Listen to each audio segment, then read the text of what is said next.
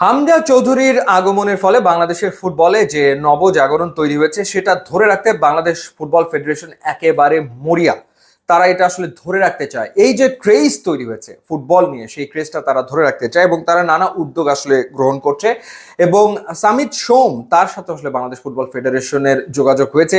সামিত সোম তিনি আসলে জানতে চেয়েছেন বাংলাদেশ ফুটবল ফেডারেশনের ভাইস প্রেসিডেন্ট ফাহাদ করিমের কাছে যে পাসপোর্ট হতে কতদিন লাগতে পারে, ট্রেনিং ফ্যাসিলিটিস কিরকম, এবং স্কেজুয়েলটা আসলে কি, কোন কোন সময় খেলাগুলো রয়েছে, একেবারে বিস্তারিত সামিত সোম জানতে চেয়েছেন এবং সেটা জেনে বুঝে তিনি তার সিদ্ধান্ত জানাবেন এপ্রিলের দ্বিতীয় সপ্তাহ নাগাদ। আমরা আশা করতে পারি যে হামজা চৌধুরীর পথ অনুসরণ করে সামিত সোম তিনিও আসলে বাংলাদেশের ফুটবলে যুক্ত হবেন এবং সেটা জুনের ভেতরেই।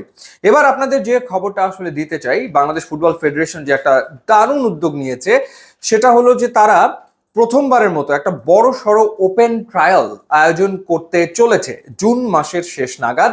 এবং এই ট্রায়ালটা হবে 36 জন বাংলাদেশি বংশোদ্ভূত ফুটবলারকে নিয়ে।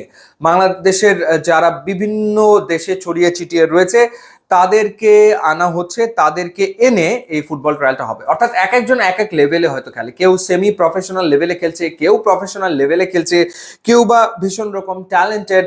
তো তাদেরকে ডাকা হচ্ছে, তাদেরকে ডেকে নিয়ে 36 জনকে নিয়ে একটা ট্রায়াল হবে, সেটা জুন মাসের শেষ নাগাদ। এই 36 জনের ভেতরে 32 জন হচ্ছে পুরুষ ফুটবলার এবং ইন্টারেস্টিং ব্যাপার হচ্ছে যে 4 জন নারী ফুটবলার, অর্থাৎ বাংলাদেশি বংশোদ্ভূত 4 জন নারী ফুটবলার, তারাও কিন্তু এই ওপেন ট্রায়ালে অংশ নিতে যাচ্ছে।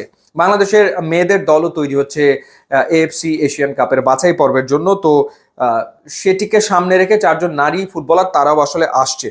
এবং এই যে টোটাল 36 জন ফুটবলার তারা আসলে কোন দেশে সেটা যদি আমি আপনাদেরকে জানাই, সবচেয়ে বেশি 15 জন ফুটবলার আসছে ইংল্যান্ড থেকে।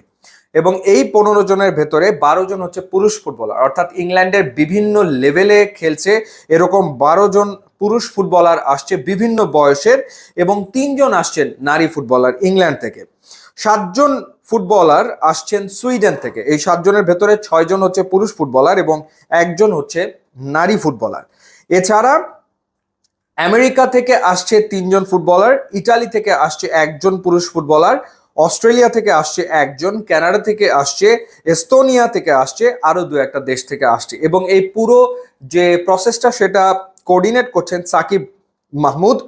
তিনি ডেনমার্কে থাকেন, তিনি আসলে কোঅর্ডিনেটর বা প্রজেক্ট ইনচার্জ হিসেবে তিনি আসলে দায়িত্ব পালন করছেন। তো আমরা আশা করতে পারি যে এইখান থেকে আসলে বাংলাদেশ আরো ফুটবলার পাবে।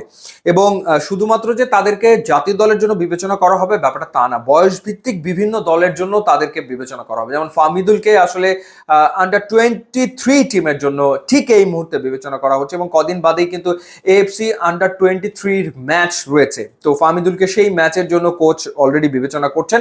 এই ওপেন ট্রায়াল থেকে বিভিন্ন জনকে বিভিন্ন ক্যাটাগরিতে হয়তো বা বাফুফে চিন্তা করবে, 2-1 জনকে হয়তো বা ন্যাশনাল টিমেও আমরা পরবর্তী সময় দেখতে পাবো। তো এটা একটা দারুণ উদ্যোগ বাংলাদেশ ফুটবল ফেডারেশন, কোনো সন্দেহের ব্যাপারে নাই। যদি 1-2 স্ট্রাইকার পাওয়া যায় তাহলে তো আসলে কথাই নেই।